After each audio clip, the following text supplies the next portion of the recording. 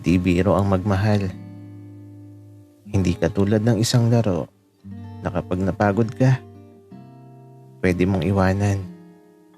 Subalit sa pagmamahal kapag napagod ka, dapat patuloy kang lumaban at huwag mong hayaan na masugatan ng pusong ang tanging hiling ay ang magmahal at mahalin ng lubusan.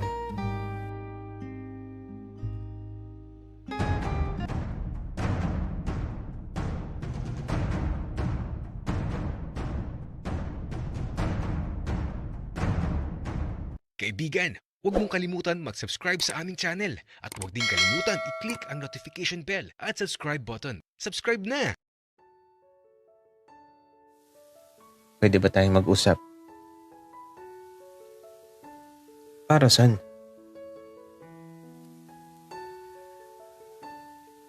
Para sa nararamdaman ng anak mo. Huwag ka nang makialam kasi nakapagdesisyon na ako. Nakapagdesisyon ka na hindi man lang tinatanong ang nararamdaman ng anak mo. Ano to?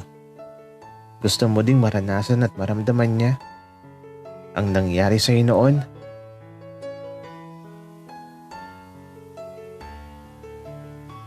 Bakit ba nakikialam ka?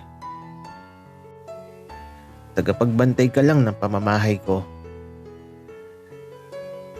Kaya wala kang karapatan na pakialaman ng mga desisyon ko. Ginagawa mo lang miserable ang buhay ng anak mo. Sana di mo pagsisian ang desisyon mo. Bakit ako? Sino bang nawala? Ikaw, di ba? Ikaw ang umalis.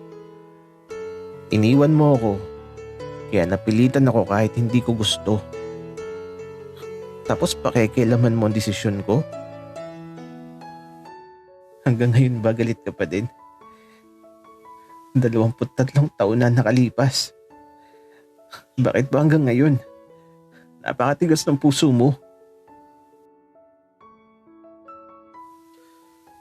Wala akong pakialam. Kahit hanggang mamatay ako, hindi kita mapapatawad.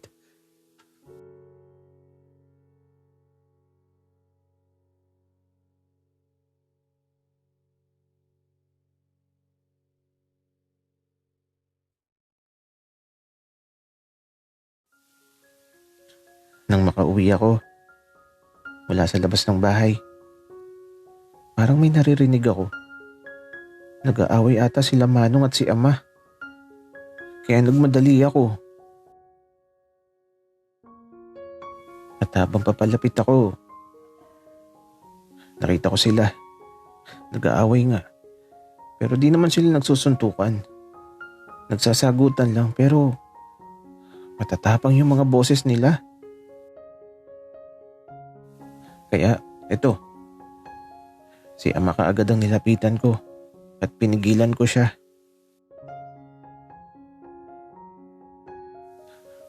Ama, tama na po. Anak, andito ka na pala. Ama, huwag na po kayo mag-away ni Manong. Anak, pasensya na. Sige na, magapunan ka na. Magpapahinga na muna ako. At eto, iniwan na ako ni Ama. Dumiretso siya sa silid niya habang eto. Kasama ko lang si Manong sa mga sandaling to. Hindi ko tuloy maunawaan kung bakit nag-aaway si Manong at si Ama. Manong, bakit po ba kayo nag-aaway? Ano pong dahilan? Wala yun, Damian. Maliit na bagay. Gusto mo na bang magapunan? Manong, may hindi pa ako nalalaman. Damian, iho. Wala lang yun. Huwag mo nang isipin yun. Ang mahalaga ngayon magapunan ka na. At sundin mo na lang ang nilalaman ng puso mo. Pero Manong, naririnig ko kayo, nagsisigawan kayo. Maliit na bagay pa talaga yun. Iho, wala kang dapat ipag-alala. Nandito ako para sa tatay mo. Kahit umabot man sa paglubog ng sikat ng araw ang buhay ko, mananatili ako dito. Kain na. Magpakabusog ka. Hindi ko maunawaan si Manong sa mga sandaling to. Gulong-gulong isipan ko. Maraming tanong na tila ba di ko malaman kung saan ko mahahanap ang sagot. Sabay kaming kumakain ni Manong sa mga sandaling to.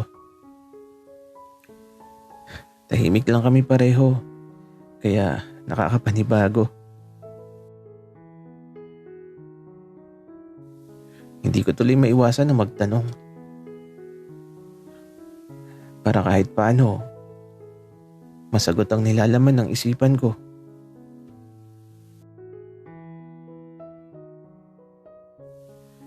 Manong,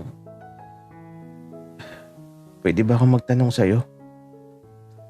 O naman, Damian. Ano bang itatanong mo? Manong, paano kayo nagkakilala ni Ama? Damian, bakit naman ganyan ang tanong mo? Pero sige, sasabihin ko sa'yo. Nagkakilala kami ng ama mo sa isang malawak na parang kung saan nanguhuli ako ng tutubi noong mga panahon na yon. Nakita ko ang tatay mo. Umiiyak sa isang hukay. Kaya ayun, tinulungan ko siya. Panghuli kasi ng mga baboy damo yung mga hukay na yun . At doon nagsimula ang pagkakaibigan namin. At hanggang sa pagtanda, magkasama kami. Subalit kasabay sa paglipas ng panahon, di ko na malayang nabubuo na pala ang espesyal na samahang susubukin ng pagkakataon. Nasaktan ako, Damian, nung malaman kong pinagkasundo siya ng mga magulang niya. Hindi ko nga alam kung bakit ako nasasaktan. Basta, masakit sa pakiramdam. Kaya nga, nag-isip ako ng paraan. Aalis sana kami. Subalit, nahuli siya at ikinulong ng lolo mo. Hindi siya nakatakas. Habang ako, nangako, nagagawa ng paraan. Napakahirap, Damian. Napakalupit ng kapalaran. Dahil nung araw na ikakasal siya, ito na rin yung araw na pansamantalang makakalaya ang tatay mo. Subalit sa araw ng kasal niya, hindi nakip ako.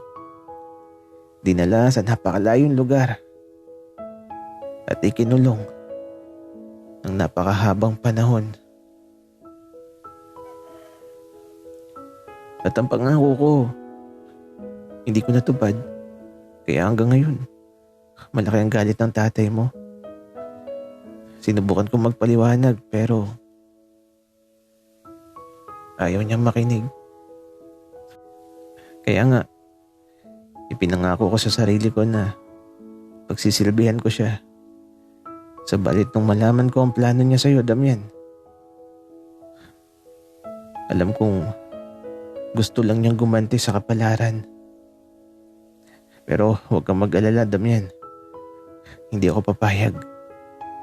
Basta, magtiwala ka lang sa akin. Opo, Manong. Magtitiwala ako sa'yo.